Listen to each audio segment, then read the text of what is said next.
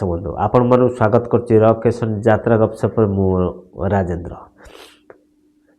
आज मो वीडियो मध्य आपण मन जणेबी यात्रा ग्रांड महल हाई बिग बजट यात्रा ग्रांड महल तार आगामी कैंप क्यों जगार करने जाऊँगी। मो सहित जोड़ी रही वीडियो को पूरा स्किप न करी देखी देखी चलिए ताले जापर यात्रा ग्रांड महल तार आगामी कैंप क्यों जगार करने जाऊँगी। चलते डेली नक वीडियो स्टार्ट करवा।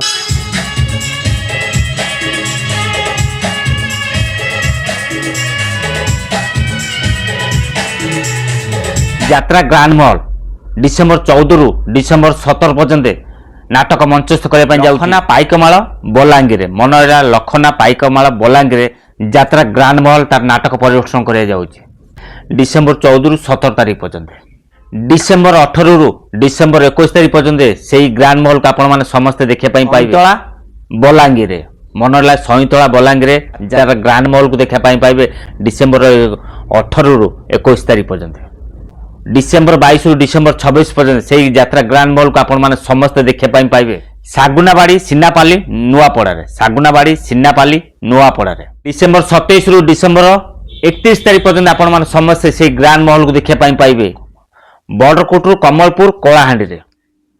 आपण माने देखिले यात्रा ग्रांड महल क्यों जगार तार आगामी कैंप करने जाऊँगी।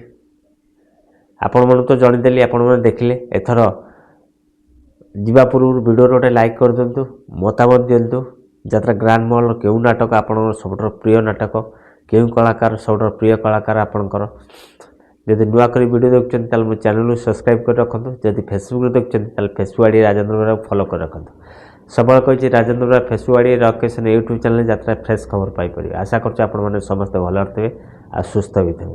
जय जगन्नाथ।